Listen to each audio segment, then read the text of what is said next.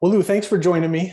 Dude, I'm excited to talk to you. You've got such an incredible history in the world of publishing and then being an author. I mean, there's just what a journey. When you talk about stories in general, right? You've got a pretty damn good one, man. It's a You long know, one anyway. it's a long one. I was curious, right? And people, I'll make notes and all that. I think for people that may not be familiar with you, I'll share that, in the post. But as I mentioned, before we jump on the call, there's just so much that you've done. It's just incredible. The question I would have, like, for someone that when I see people that have taken the type of career and journey that you've been on, like, did you always know that this was a passion of yours? Like, where did this kind of evolve for you? I knew from when I was very young that I wanted to write. That I definitely knew.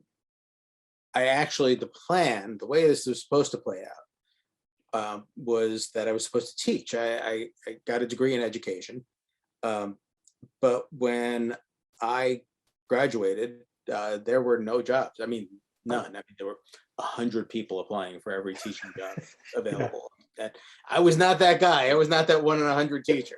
So the only other thing you could really do with an English degree was go into book publishing. And so I did. And so the thing that was really attractive about being a teacher was I actually liked teaching as a profession, but I also liked the idea that you had the summer off, and that would be when I really focused on writing. So I had to shift my whole mindset. It was like, okay, well, now I'm in the book business. Now I'll just learn as much as I can about the book business, and then that'll help me be a writer. Yeah. Fast forward 20 years before I even came close to writing anything that was worth publishing, or even thinking about writing anything that was worth publishing, because I just sort of went full in on went all in on the book business. Yeah, it's interesting along that journey, right? And there's so many stages to it, but obviously one that I'm sure you get asked a lot about, right, is your engagement with Lucasfilms. Like when you were at Indeed. Bantam, it's fascinating because as I was doing some just poking around and stalking you, like I do before I'm going to talk to somebody, like that whole experience. I mean, I'd like to hear it from you a little bit because the fact that you write a letter to them, right?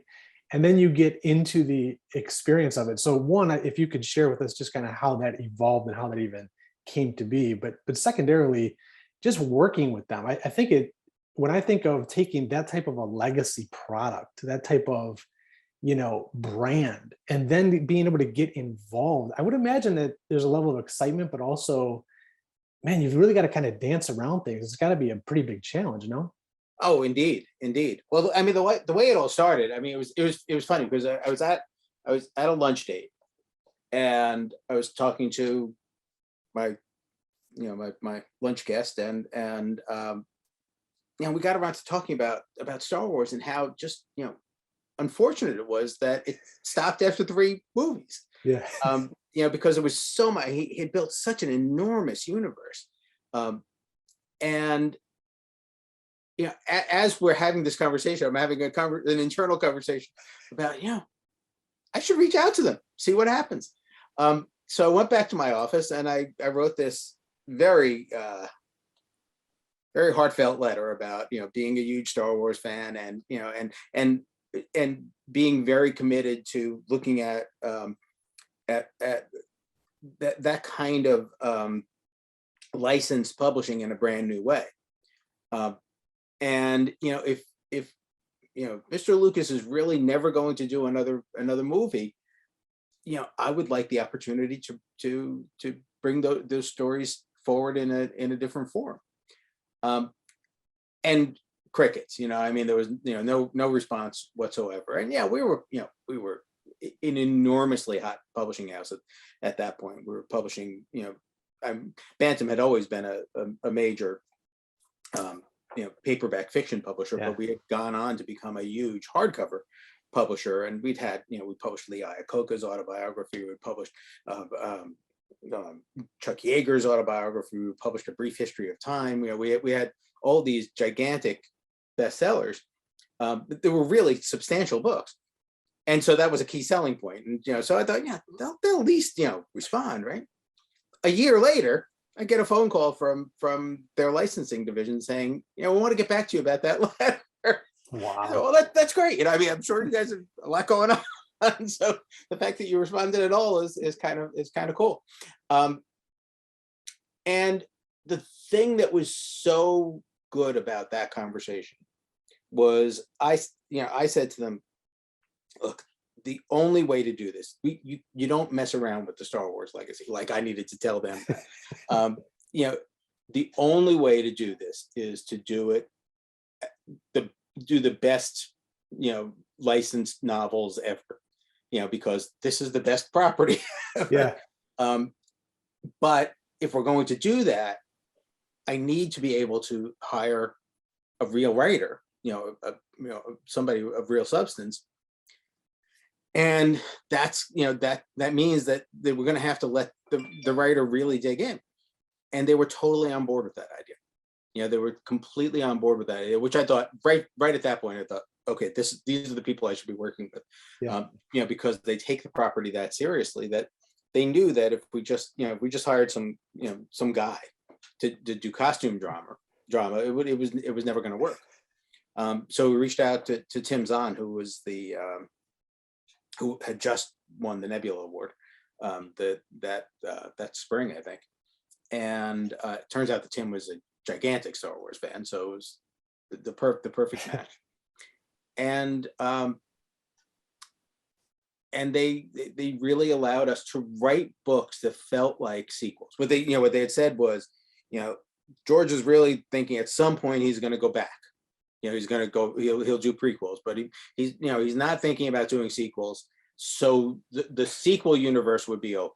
The prequel universe is completely off limits. And Tim wrote, a trilogy of novels that really felt like the sequel to the original film trilogy. The first book, I knew they were going to be successful, but I was not in the majority within the organization. Yeah. But the salespeople were really excited about it, and they got great placement for the books. And the first book went immediately to #1 on the New York Times list, because the audience was clearly waiting for this. And that was the beginning of a great relationship. And working with the Lucasfilm people was always, a first-rate experience.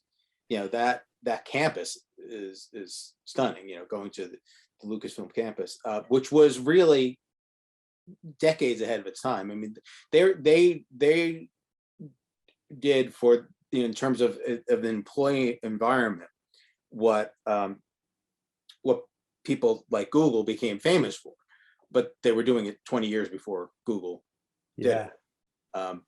And so that was an amazing thing to see, because working in a Manhattan office, you don't get a lot of basketball courts and celebrity chefs coming by.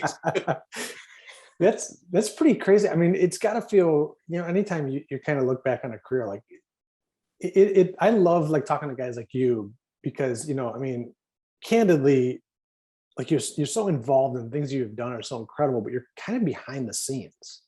Yeah. It's like to be a part of even that. And, again, the success of those, when you guys put them out, I mean, one could argue that was part of the reason they continued. I don't know when they. I use that argument all the time, actually. I'll bet, right? But I mean, it's definitely possible. I mean, just to have you guys be a part of that creative process when you guys were creating those. What was like? Are you involved with the writer in terms of like putting the stories together, or like how does that work? Well, yes, in terms of giving top line direction. Yeah. I wanted these books to feel like movies, like epic events, like those movies were. And I brought in, one of our, Betsy Mitchell, who was a senior editor on our team, to manage it with Tim, because she had a relationship with Tim. And I think if maybe what Tim did wasn't so good right from the start. It might have required more hands-on work, but Tim delivered a proposal that was just off the charts good. And so at that point, it was like, okay, he gets it. Yeah. Betsy's, got a great handle on this. Message received. In some ways, I was sort of disappointed that I couldn't say no, you got to do this here, you got to do this there, but I didn't have to. I mean, there were great people involved all the way along the process, and that was true on the Lucasfilm side too, because their quality control was off the charts, as it should be, and so they worked closely with Betsy and Tim on making sure certain points were correct and certain continuity was right and that sort of thing. But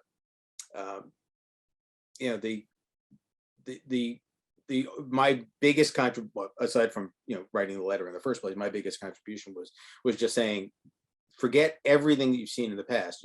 Forget the Star Trek program and forget the movie novelizations and things like that. That is not what this is. We went to an award-winning science fiction writer because we want award-winning level books, and that was something people just didn't talk about. About licensed books that way. Yeah, man, that's interesting. And I would imagine, whenever you have you love a film series or whatever it is, and then you see after the fact in documentaries like scenes that were cut out or things that didn't work, and as I was kind of reading some about your process, in particular, I jotted down a note like the insane clone of Obi-Wan Kenobi that didn't make it.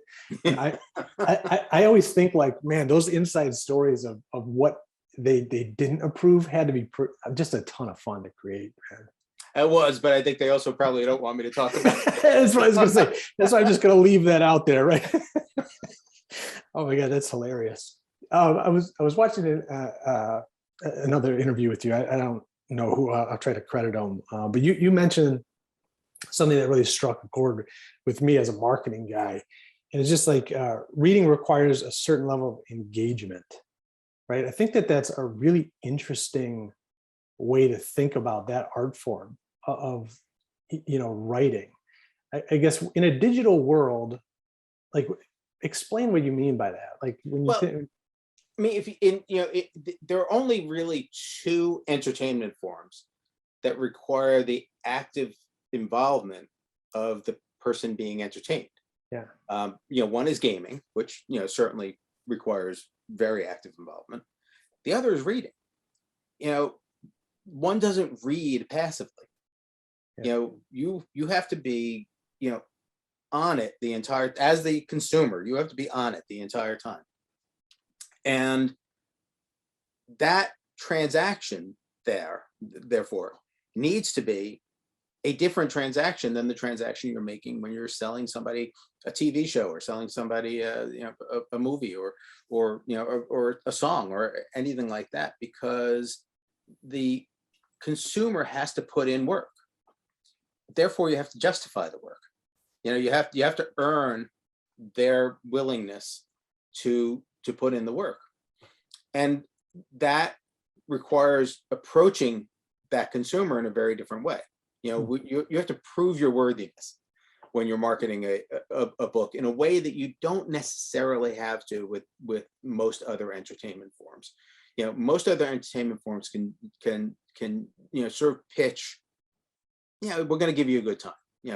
You're going to be entertained for 2 hours. You're going to be entertained for 4 minutes. Whatever it is. Books,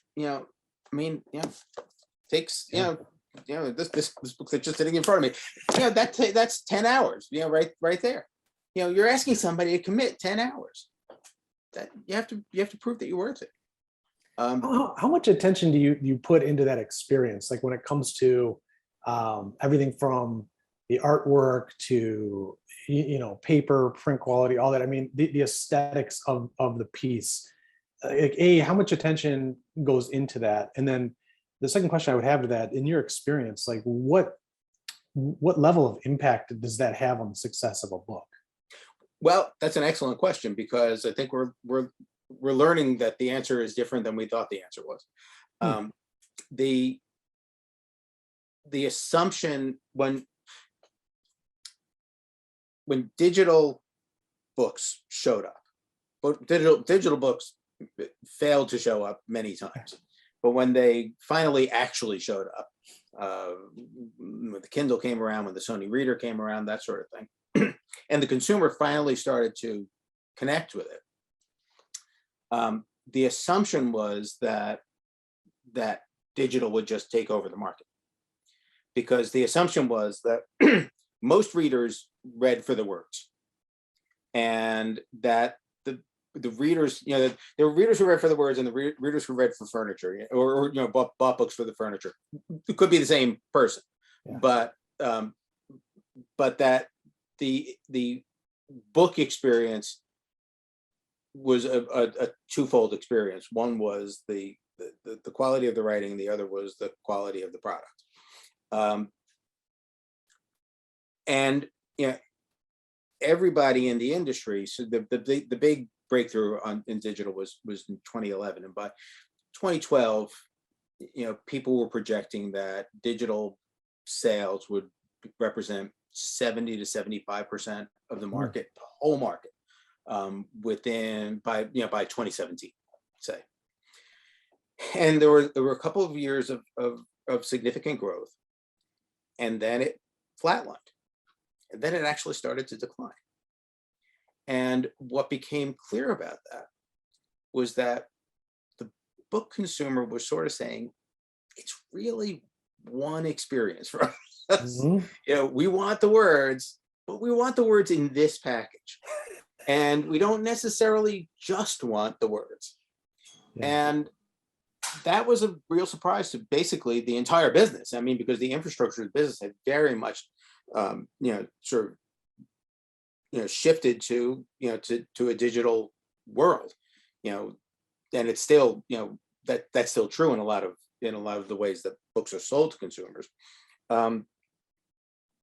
But it became clear that the experience of holding a book, turning the pages, whatever that tactile response is when you're sitting there, was way more important to most readers than we anticipated.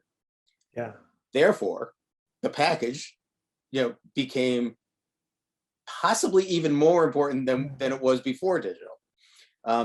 So yeah, we actually spend a fair amount of time thinking about, what are these books going to look like? What are they going to feel like? What's the right paper? We've started to do, for certain line of our paperbacks, we're using French flaps, so that it feels more substantial. We're doing more books in hardcover than we anticipated that we were going to be doing. And all of that is because the book itself, the physical book itself, makes a big difference. And you don't, you fail to pay attention to that at your own risk. Yeah, it's really interesting, and I'm one that just never, when the Kindle stuff came out, I just never really, I tried to, probably like everybody else, but man, there is just something special about a print product. Yeah. Like if you take any of these examples, like today, if you sent me a digital version of those books you guys wrote for Lucas, right? I mean, okay, it's great. I'd appreciate it. It'd be neat. But if you actually sent me or handed me a book, it's almost like, man, there's just so much more to it. It's really special. There is. Well, and I think, so we kind of, I think it's fun. We desperately wanted this to be true. I think that's part of the problem because, I mean, the fulfillment issues go away. The returns issues, for most people don't know that books are fully returnable to the publisher. So if a bookseller buys a quantity of books and they don't sell all of them, they send them back to the publisher for full credit. That's expensive. There were a lot of things about digital that would have really solved a lot of problems. Yeah. And so I think, we sort of put blinders on in terms of the disconnect with the consumer. But the other piece of this was, and I think we misread this also, our feeling was that there had been a precursor to this, that the mass market paperback was essentially the precursor to the digital book. Hmm. That most people, I mean, mass market paperbacks, which are the books that are sold in airports and Yeah. and supermarkets and that sort of thing. They were printed on horrible paper. They were printed with tiny type, and I think we assumed that audience, which at one point, actually, when I got into the business, it was the dominant format in the business. That audience would gladly take digital because the product that they were using up to that point wasn't a high quality product anyway. But no, they still wanted the books too. Yeah. So I think it was just a bad guess. Yeah. That everybody has adjusted to at this point. There's certainly, outside of the indie published world, the self-published world, there are really no publishers who are prioritizing digital anymore. Everybody does a digital edition, but that's not the priority. Yeah, well, it makes sense, man. The experience is so important, Yeah. Especially when you're trying to get loyal fans or whatever. I mean, that experience, it makes a big difference. And we can sit down with a book and you're flipping the pages. There's just something about that. I mean, I can't even put it into words. It's not me just bloviating here. It really is something that you can sense. There's something unique going on when you go through that experience. Oh, I agree. Well, and I'll take it a step further. I actually think the reading type on a page is actually a different experience than reading type on a screen, to the point where we actually discovered that, with books go through multiple processes before the editorial processes before they're published, but two of the key stages are the copy editing stage and the proofreading stage, where where mistakes and continuity issues and that sort of thing are addressed, and typos are addressed and things like that. And more, and all of that was being handled digitally. It was, you'd send the files to the editor, and then the editor would make changes and send it back and that sort of thing. And we were finding that more and more typos were making their way through to the final publication. Interesting. And these were really good editors who were suddenly leaving lots of mistakes. Yeah. And it became clear that what the problem was they were reading on a tablet, or they're reading on their computer or whatever, and they weren't reading the same way. Wow, that's interesting. So it is, it is that fundamental, that the experience of reading, type on a page is different than reading it on a screen. Man, that's interesting. I wanted to ask you, so obviously what you're doing with the story plant, I love it, right? And there's a level of mentorship that I think when I read more and learn more about you and just kind of your background, that mentorship is, I don't know if it's baked into you, but it just seems like you're always aligning yourself with really interesting people, right? And so you wrote something that I wanted to ask you a question about. Ray Bradbury, right, a mentor of yours. And you said this, he taught me more about writing than he ever knew, because I never revealed to him that I envisioned a writing career for myself. Right. I found that so interesting, man, because I think there's a lot of people that have these things they want to do, or these deep-seated passions that they just wait on. The fact that you wrote it like that, and you didn't even reveal that to a mentor, I thought that was really interesting. Like, well, what do you think that was, man? Like, you wanted to be a writer. You knew you wanted to be a writer, probably since you were a kid, right? Yeah. But you, even to a mentor, you didn't want to let people know. Yeah, I mean, it was a couple of things. I mean, one was purely intimidation. It was freaking Ray Bradbury.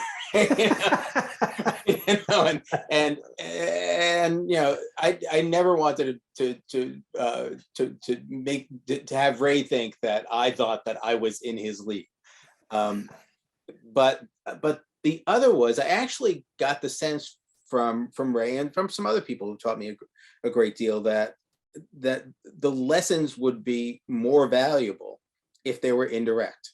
Hmm. You know, as soon as if I had said to Ray, you know, Ray, one of these days I'm going to write a novel, it would have changed the dynamic of the relationship. And he may have loved it. He may have said, okay, well, let me tell you what I know.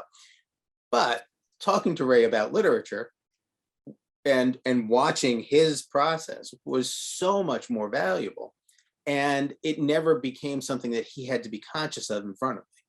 So, you know, I feel like I learned way, way more about, you know, what a writer's supposed to do.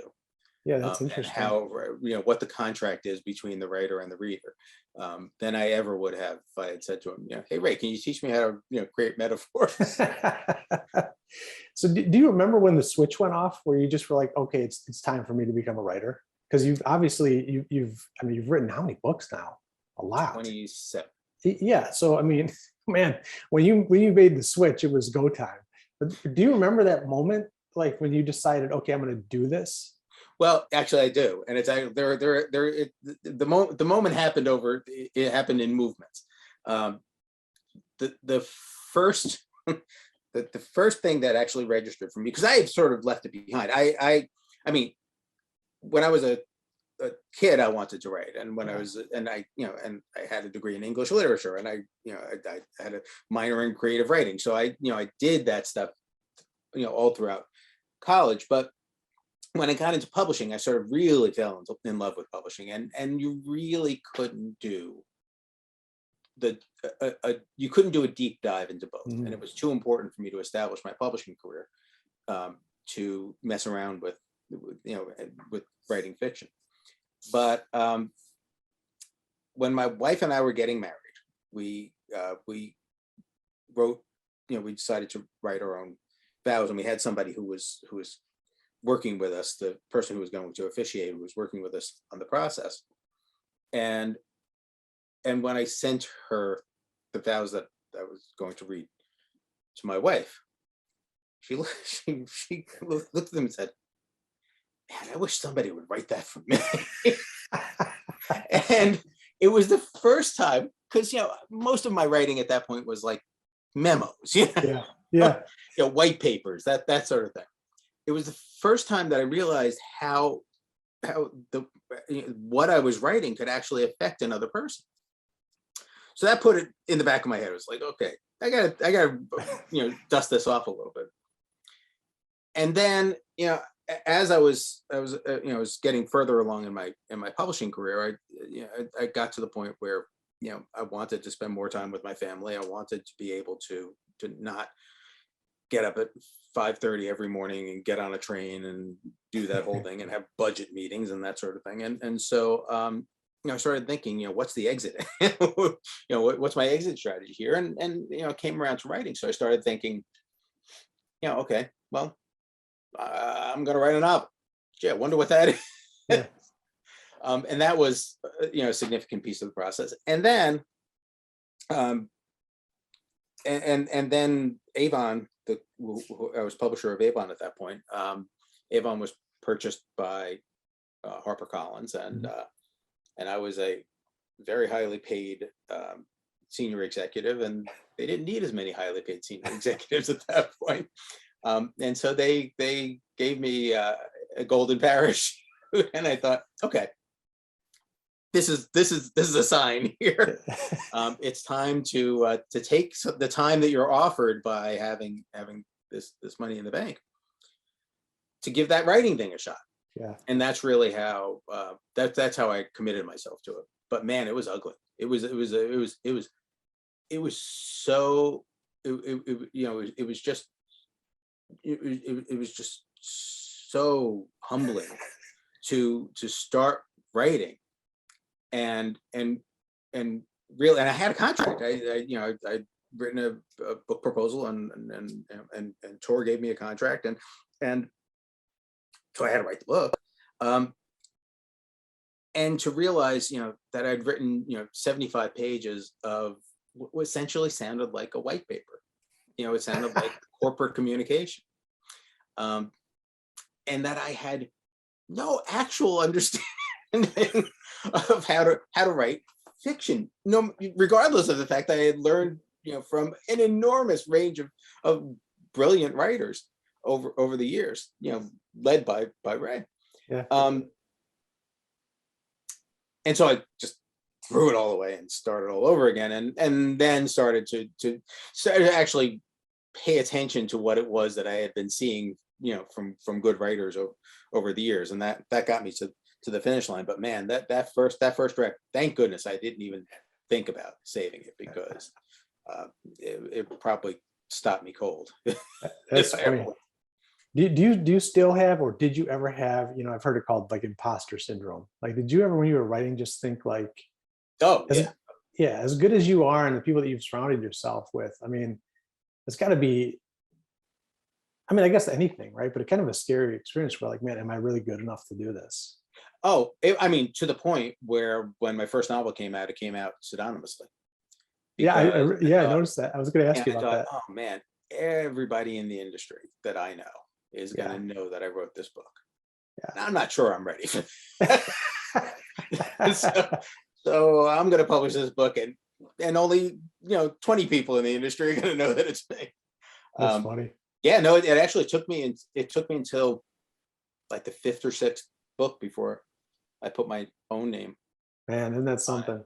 Yeah, that's And it was interesting. really at gunpoint. I mean, it was a collaboration on a nonfiction book, and my co-authors said, "Not doing it unless you put your name on it." Yeah. I said, that's probably a mistake. He said, "No, it's time, Lou. Get over yourself." That's awesome.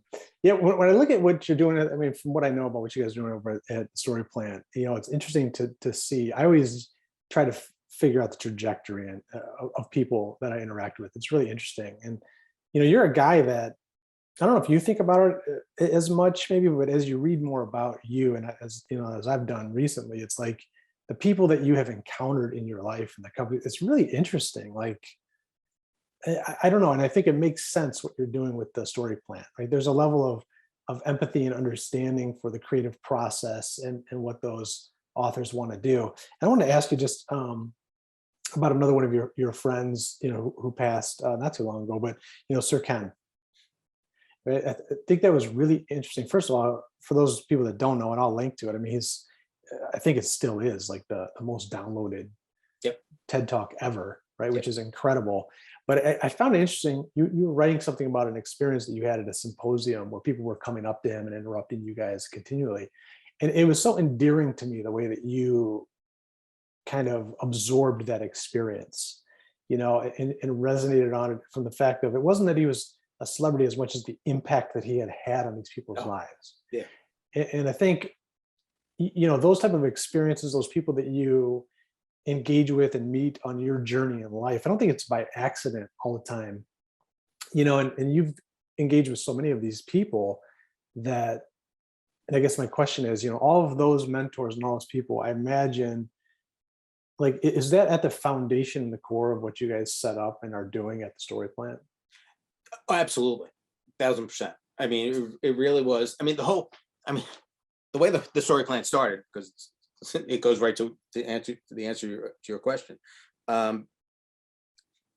When I was at Bantam, and then really when I was at Avon, we had taken a really strong position on author development, that we felt that that you couldn't really publish an author well unless you truly committed to publishing that author. That if you published a book and then waited to see if that book did okay, and then had another contract and saw how that book did, that first of all, you never really develop a high level of trust with the author, but also you don't fully commit yourself, and so your chances of success are lower. That attitude led to a lot of writers who we took from the very beginning of their careers onto the bestseller list. But within a couple of years after that, what was happening as I was getting out of corporate publishing was that it was becoming more corporate, and more, there was more of a buffer between the editorial people and the rest of the organization. to the detriment of the business, in my opinion. And that kind of, sign a first novelist to a 3-book contract thing Yeah. just wasn't happening anymore. And I was really ticked about that. And I would complain about it endlessly to just about everybody I knew. And at that point, I was writing myself, so I was really ticked about it. And one of my close Asian friends, actually who recently passed himself, Peter Miller, said to me, "I just can't listen to you anymore, man. I'm gonna find you some seed capital, start a damn publishing." and that was how the Story Plant started. But the notion behind the Story Plant was always, we're not publishing a book by an author. We're publishing the author. Yeah. And we're not, we're not going to stop publishing that author if the early books don't do well, because unless we just blew it in terms of our assessment of the author, there's real talent here, and there's a real audience for that author. It's our job to find the audience.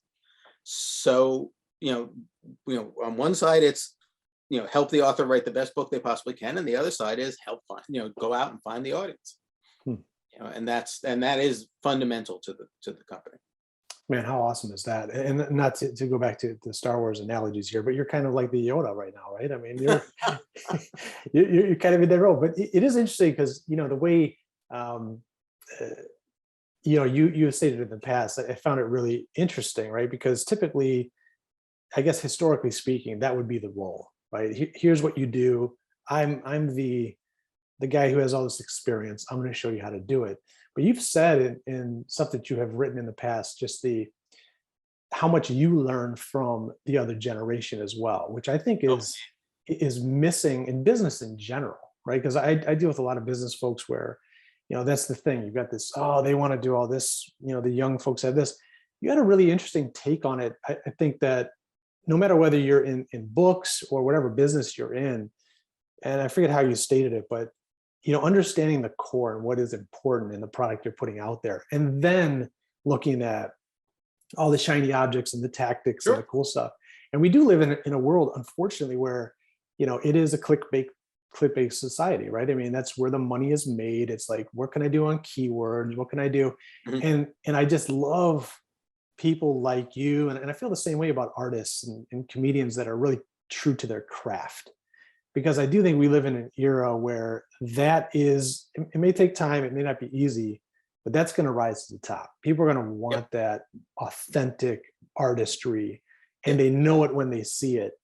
And so to hear from a guy like you, like you're training the younger generation, but you're also learning the tactics of distribution, and it's interesting, man. It's interesting. Yeah, no, it's actually, it's funny because just before this, I was trying to seek out some new ways. I have a book that I'm having a little trouble figuring out how to market, and so I'm looking for, like, okay, what haven't we tried yet? What tools are other industries using right now that might be useful to us? My basic belief there is the reason why people buy things, assuming that a product has been around for a while, the reason why they buy it doesn't change all that much. How they find out about it changes all the time. Mm-hmm. And so if you do a really good job of making sure that you understand what the audience is trying to get out of this experience, and you deliver that experience, then you go to what's happening right now. How are people most effectively getting that information conveyed to them right now? And let's use that. It's silly to use marketing tools that are 20 years out of date, but the reason why those marketing tools worked 20 years ago is still relevant. Yeah. It's just got to be, you have to use different tools to accomplish that now. And I think that's something, it's one of the reasons why, I feel it's really important to keep, finding great young people to add to your team. Yeah.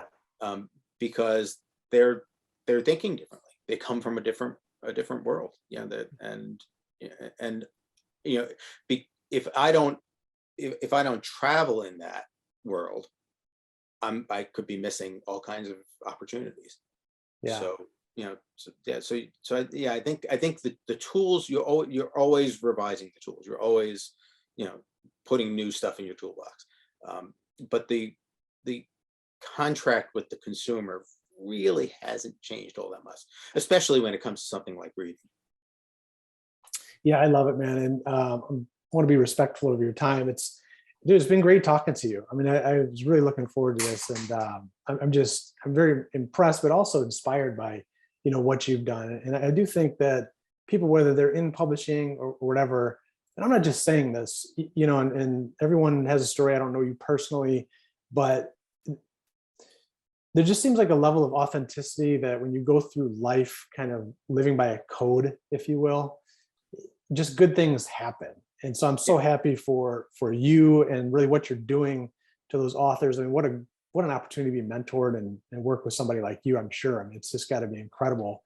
And it makes me feel good when I see people like you who also carry on the traditions and the legacy of the people that came before you and taught you. It's really, when you talk about, I mean, life is not too much different than writing a book, right? I mean, there's a story to be told, there's characters involved, there's a journey.